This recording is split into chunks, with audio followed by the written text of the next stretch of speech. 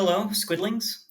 This is definitely not a typical video for this channel, but here, welcome to the natural areas near my house in Los Angeles. I happened to be visiting Los Angeles for 3 weeks just when a typhoon hits Okinawa. So I just happened to avoid the biggest typhoon that has been in Okinawa since I moved there. And well, in comparison, Los Angeles, no clouds, not nearly enough clouds. Look at that sky, hardly any clouds at all. Okinawa has wonderful clouds, and I understand with a typhoon, that's not the kind of cloud you want, but it's nice to have clouds sometimes. So, I feel like, a blue sky, people like blue skies, but if there are no clouds, then the blue sky is the same every time. That's boring. I want clouds. You'll never see the same cloud twice. um, so to make a sort of interesting, maybe uncomfortable transition, um, one of the reasons I went on this hike is to scatter some of my dad's ashes. My dad died about 4 or 5 years ago now. We have his ashes. We've had his ashes for a while. I remember when my dad died. I was given a chance to see his dead body, and I turned that down because I felt like my dad wouldn't have wanted me to see him like that. He was a man who really preferred keeping a lot of his medical problems out of my sight. He didn't like me seeing it, and so I don't think he would have wanted me to see his body. But I'm glad that I can see his ashes. I feel like a person's ashes are private enough like that. So I took a couple hikes to scatter some of my dad from place to place. One of those places was here, Castle Peak. I remember when I was very young, probably maybe 6 or 8 years old. I told my dad I really wanted to climb up to Castle Peak up there. And I think if you check the Wikipedia article for Castle Peak, it specifically says it's not for children. So I think we made it maybe like a third of the way, and then I threw a tantrum and we turned back. But I, I I didn't like that, so I took the hardest way up Castle Peak. I've done that at least a dozen times now that I'm an adultish guy now. And I brought up my dad's ashes and I scattered some of him up there. I hope that's an okay thing to do. I think Castle Peak, we call it Castle Peak, but I think the Native Americans, the Chumash, had a different name for it in like the 8,000 years that this was their peak. But whatever, I'm sure they can handle some ashes on it sometimes. The sad part is all the graffiti, my mom and I also scattered some of my dad's ashes in the backyard. We just my dad and my mom put a lot of work into remodeling the house, but my dad died right before reconstruction started. So we thought that now that the construction was finally done and the backyard was finally done, maybe we should scatter some of him there. And also, while we were doing that, uh, while we were doing it, while we were scattering, um, the guy who ran the company who redid our backyard, he just walked in into our backyard and asked how we liked the backyard, and we said great. This is we're scattering some ashes around it, and oh man, funny things happening in unfortunate times that makes them even funnier. Well, anyway, there are some clouds. Um, Also, I think this was really interesting. When my mom was getting the ashes of my father out, she said that this was the first time that she'd ever seen a person's ashes.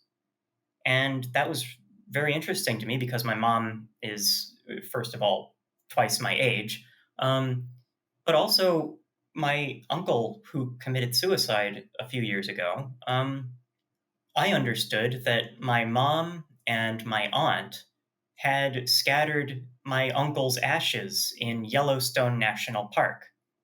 And I asked my mom about it, and she said that she hadn't even realized that. Yes, she had seen ashes before.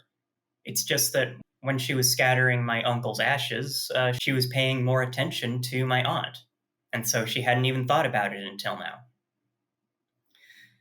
Anyway, in the usual satisfyingly pretentious way that I like to wrap up some videos, that really reminds me of stupas in Buddhism.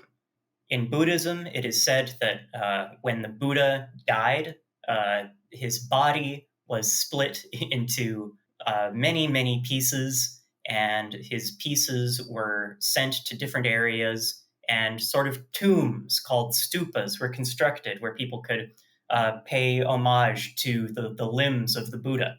And I believe Christianity is sometimes said to have done very similar things, where someone might sell parts of Christ or other saints or the cross or various objects. I'm sure basically every religion has something like this.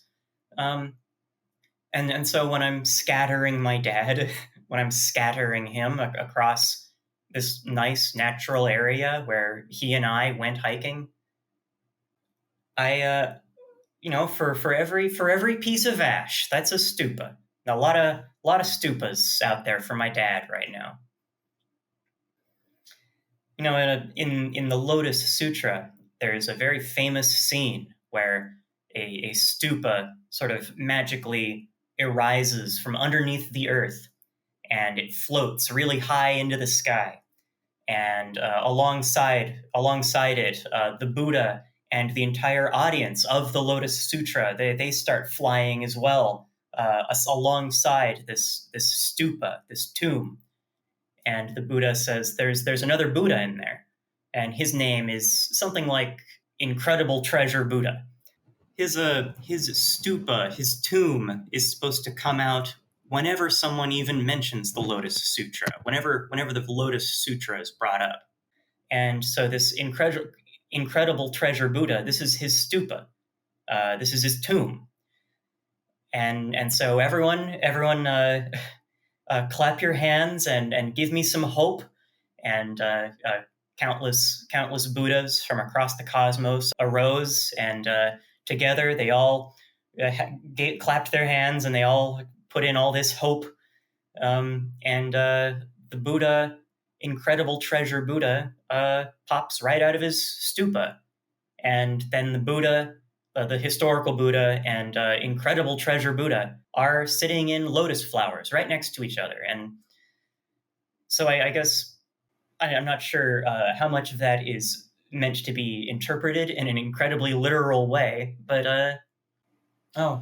sorry, I thought there would be a korok under there.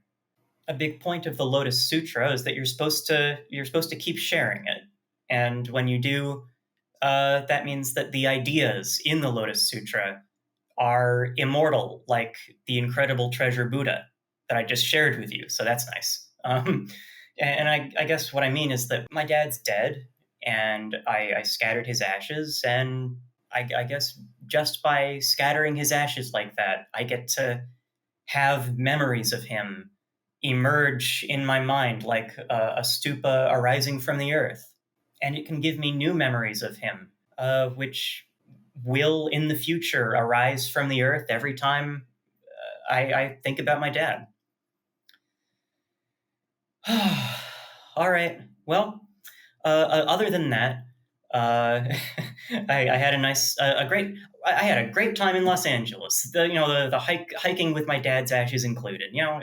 Great time. I got to pet the bejesus out of those cats. One thing I really didn't expect. I wasn't here during the rains, but I was told that there was a lot of raining, a lot more raining than you'd usually expect in Los Angeles in the summer.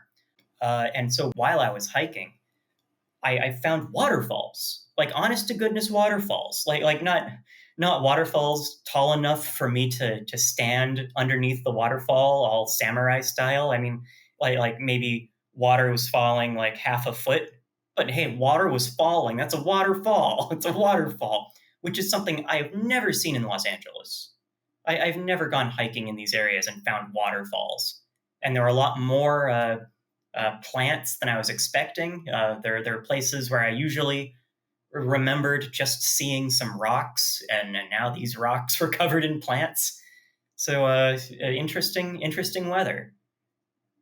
Uh, anyway, I enjoyed being in Los Angeles. Oh, I played a lot of Takenoko with my with my board game gang. My board game gang and we played a lot of Takenoko. We just call that the panda game. um, my mom, while I was in Okinawa, she got bored enough to instead of having like a cat tree, like we already have a cat tree or two, but apparently one of the cat trees broke. And so she made a cat wall on the back wall of our house that the cat, at least one of our cats, can just sort of climb around and have a nice nap on the hammock there. All right. Well, bye-bye. By the way, I've got a Patreon at patreon.com/thinkster. I want to thank all these squidlings and elder squids. Thanks.